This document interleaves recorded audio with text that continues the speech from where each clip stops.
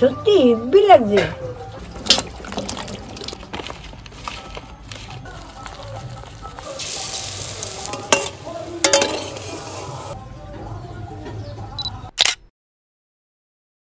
নমস্কার, আপনারা কে কিরকম আছেন? আশা করি ভালোই আছেন।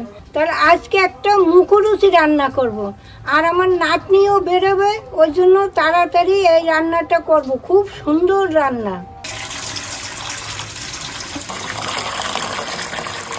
এইবার আমি ভেন্ডিগুলো একটু ভালো করে ধুয়ে নিচ্ছি।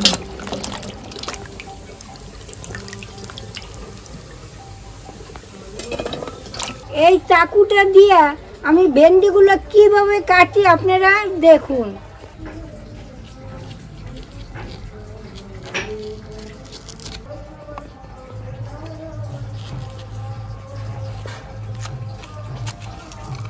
আমার ভেন্ডিগুলো কাটা শেষ।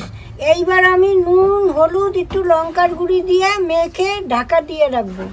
এবার আমি অল্প একটু নুন দিয়ে মেখে নিচ্ছি। এবার আমি একটু হলুদ দিয়ে দিচ্ছি। এবার একটু লঙ্কার গুঁড়ি দিয়ে এবার ভালো করে মেখে নেব আমি।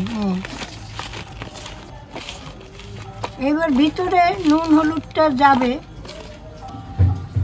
এবার খানিকক্ষণ ঢাকা থাক। এইবার আমি পরিমাণ মতো একটু বেসন নিচ্ছি। এইবার আমি এই চালের গুঁড়িটা সবই দিয়ে দেবো। এই সুজিটা আমি সবই দিয়ে দেবো। এই কাঁচা লঙ্কা, ধনে পাতাটা কুচি করেছি, এইবার আমি দিয়ে দিচ্ছি। এইবার কটা কালো জিরে দিয়ে দিচ্ছি। এবার পরিমাণ মতো একটু হলুদের গুঁড়ি দিয়ে দিচ্ছি। এইবার পরিমাণ মতো একটু লঙ্কার গুঁড়ি দিয়ে দিচ্ছি। এবার পরিমাণ মতো নুন দিয়ে দিচ্ছি। অল্প একটু চিনি দিয়ে দিচ্ছি। এইবার আমি একটু ভালো করে মেখে নিচ্ছি অল্প অল্প জল দিয়ে। যত মাখা ভালো হবে তত ফুলবে, জানো। আমার মাখা হয়ে গেছে। এইবার আমি যাই উনানটা ধরিয়ে নিই। উনান ধরে গেছে, কড়াটা বসিয়ে দিচ্ছি। এইবার অল্প একটু তেল দিয়ে দিচ্ছি। এইবার আমি একটু ঢেঁড়সটা হালকা ভেজে নেব।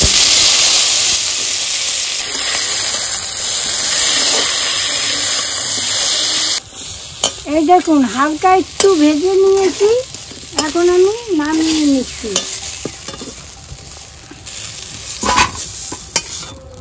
কড়াইতে তেল দিয়ে দিয়েছি। এইবার আমি ভেন্ডিগুলা ভেজে নেব। এইবার আমি ভেন্ডিগুলাই দিই।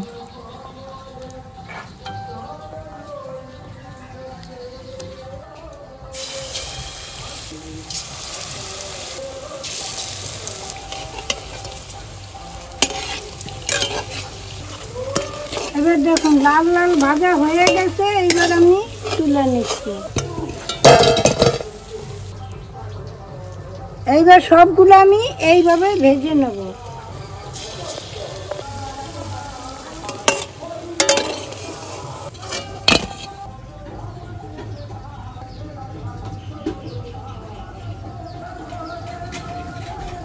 এই দেখেন আমার সব ভাজা হয়ে গেছে। দাঁড়ান আপনাদের একটা জিনিস দেখাচ্ছি। ওই দেখেন, শব্দ শুনতে পাচ্ছেন?